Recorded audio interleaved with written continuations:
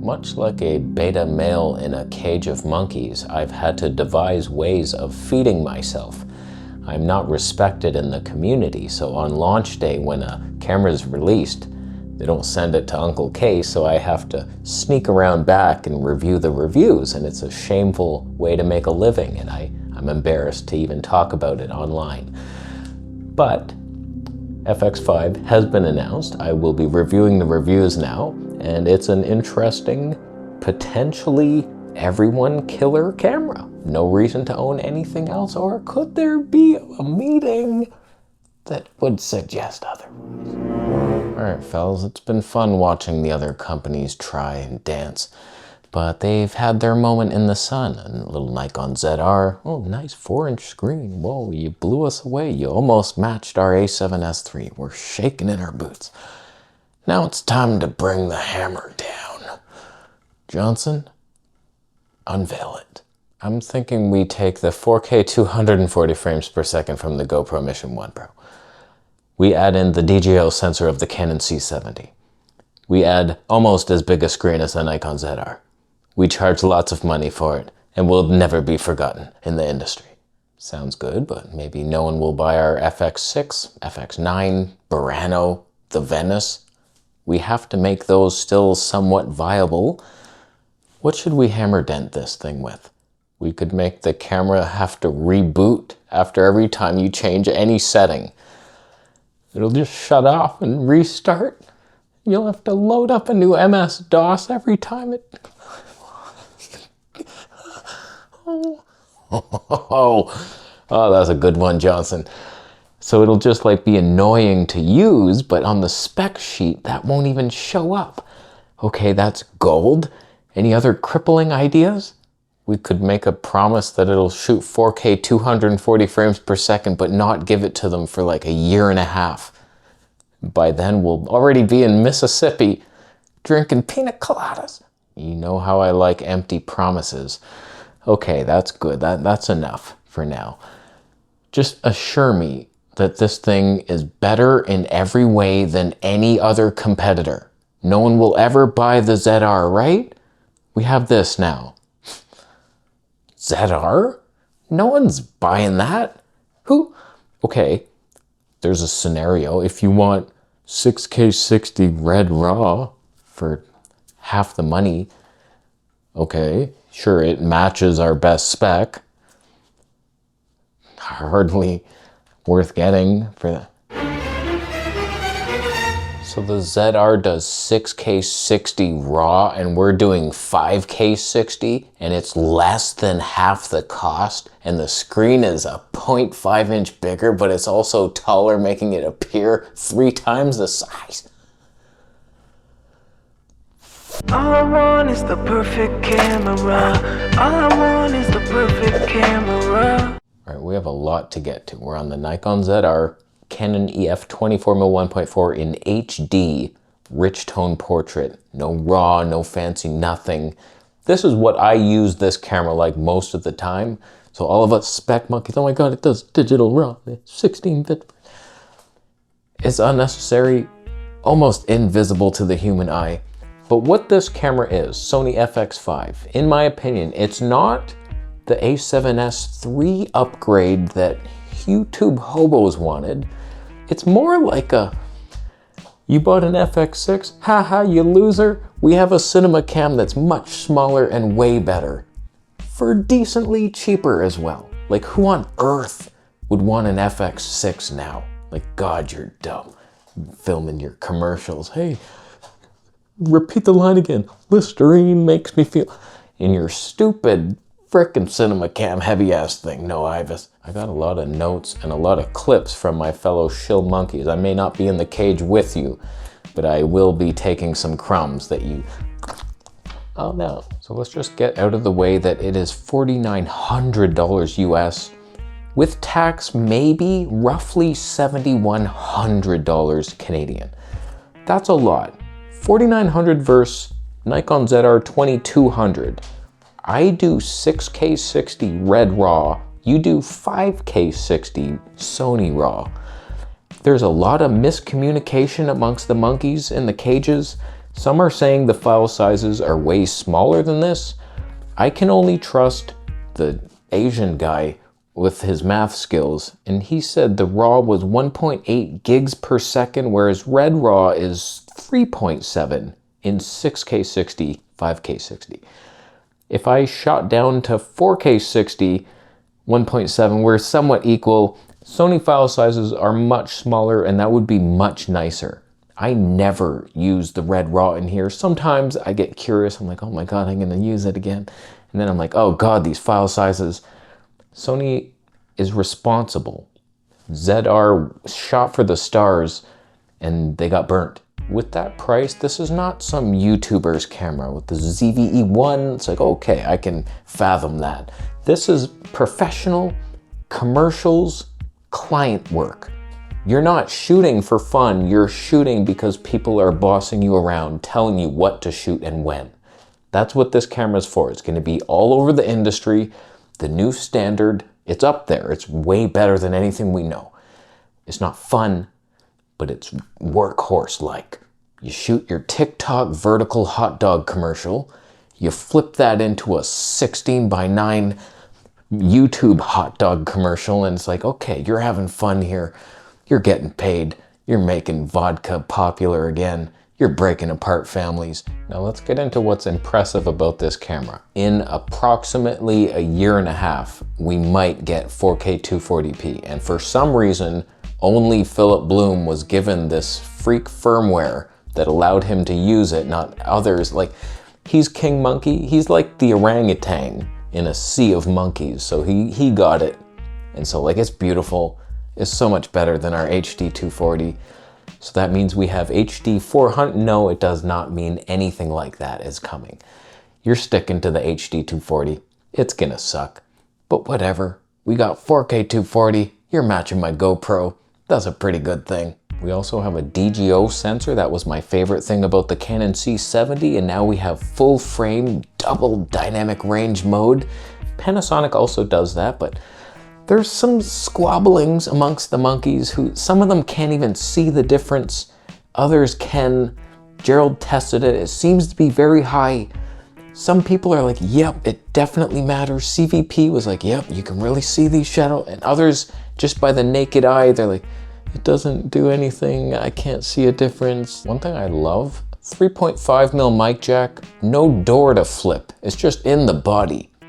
Does that mean it's not weather sealed? Probably, but I like that. No more flappy door hanging around. Just right in there for your vlogs.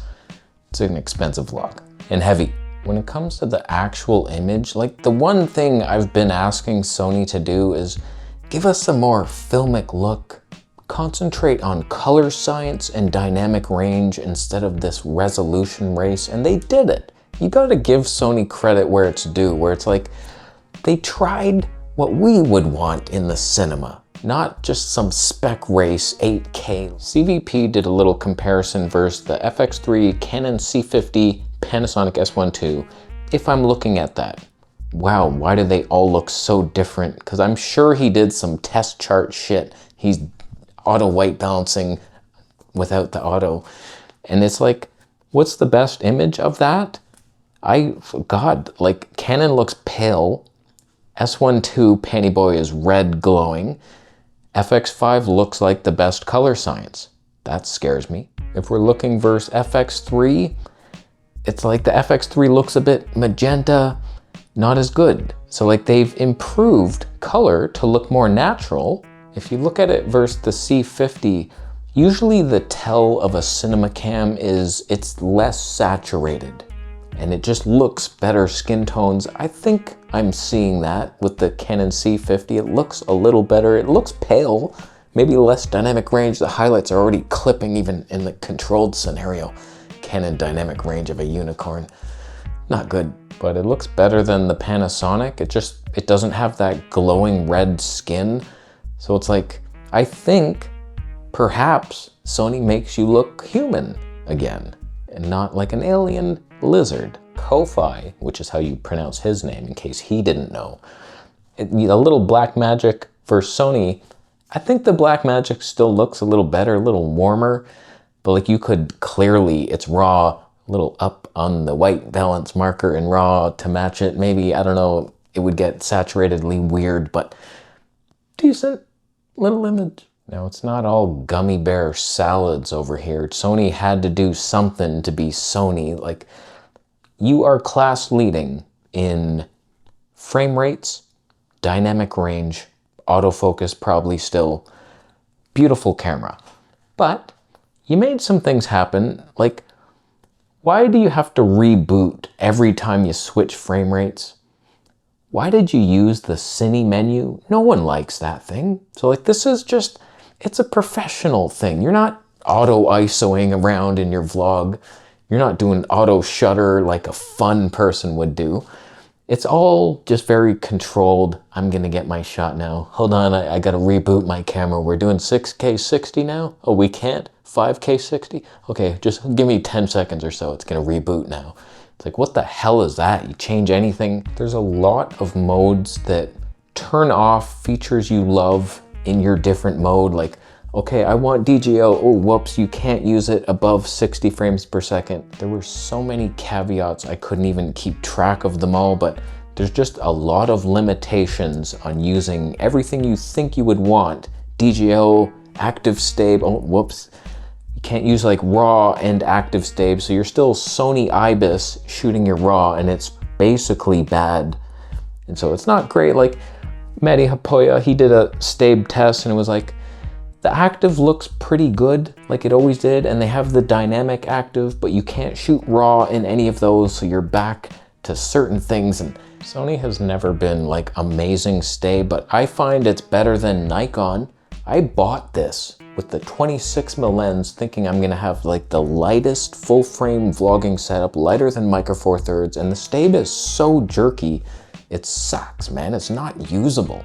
So this is basically like that.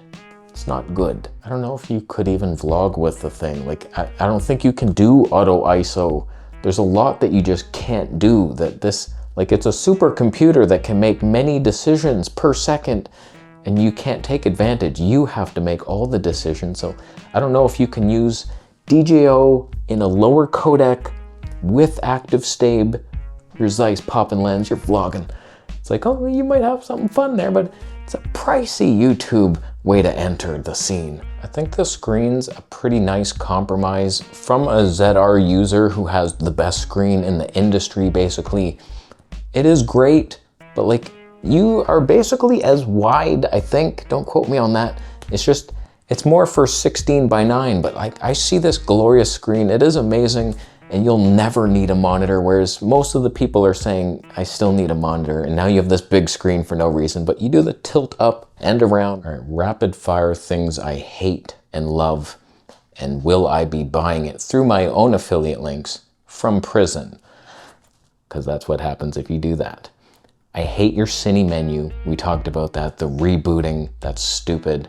4K 240, amazing. Why is it not coming for like a year? That is really stupid. That's a long time. It's already in Philip Bloom's camera. It clearly works. There's nothing wrong with it. Just let them have it, you dorks. DJO only works in 800 ISO apparently. Don't quote me on that, because others said they could move it with the Cine AI. Very confusing menu ISO systems. But then everyone else is saying like RAW only works up to 60 frames per second, but Philip Bloom gets 4K 240 RAW. I don't get that little monkey disagreement there in the cage. 32-bit float does not work without that XLR handle. I have it in cage. That's not how you say that. And if I plug a mic into it, that mic is now 32-bit float. You're a loser, Sony. The detachable EVF is of garbage quality. It's a 3.6 million dot thing, whereas why didn't you give us the 9 million of the A7S III? But whatever. It's cheap, and it's not cheap at all. It tilts though. Your mom tilts and she's cheap. You have anamorphic de-squeeze, but it turns off the autofocus and IBIS. Wow, didn't know that cripple hammer could even sneak behind the wires on that one. That's a good one, Sony. If I was still doing the slow motion street videography stuff and I was like actually filming interesting things, I didn't move to a small town where there's only husks of corn and seagulls. Yeah, this would be kind of cool to have that. That'd be fun little times over there. and it might even be worth getting. One thing I don't like about Sony is there's no really good Canon EF to Sony adapter that autofocuses great in video. From what I've seen, I was looking, some worked and then the firmware would break it, and I don't know, they just don't work, so that really sucks. But if you go all in, Sony FX5, you get some Zeiss lenses. It's like, okay, we got some pop here, filmic look, Sony autofocus out the yin yang. Zeiss lenses holding you back in that area, but whatever, you got the pop, no one will notice. When the A7S III was released, a lot of us pounced on it, and then the FX3 was announced like 2 months later, and we're like, what the hell, man? Like the cinema cam version of it, it looks so much cooler, and what the hell, why'd you take our money? Now they're doing the opposite. They're releasing the FX5 first, and then maybe we get this type of sensor in the A7S IV with some cripplings, but a better menu system, easier to use, animal eye detect, EVF attached already. It's like, okay, cool. Maybe we're getting that in 2 months, just to hurt us. If you trickle down this tech into a ZVE2, then you're talking my game. Then I'd be like, okay, you know what? That's way better than this ZR. It's almost as cheap, probably. Okay, dynamic active stay, Zeiss lenses. You would have a point, but as of right now, it's a professional cinema cam, and it's not interesting to me or anyone with $17 in their wallet. I guarantee if you just go out and shoot with your regular camera, you're not gonna notice the slight dynamic range increase or anything like this. You put ZR Red Raw next to Sony, it's gonna be like, I think I prefer the Nikon, and it's way cheaper. There's some bells and whistles that are fun and well done, Sony. This is not an A7S IV, and it never will be. But it is of course available through my affiliate links, as is the Nikon ZR. So pretty good, not that interesting to me. If I was more important and was shooting actual things and people's lives depended on it, I might be pushing for it with some Zeiss lenses. But that's not my life. So I will be leaving now. Thank you for buying it through my affiliate links and donating Bitcoin, and subscribe.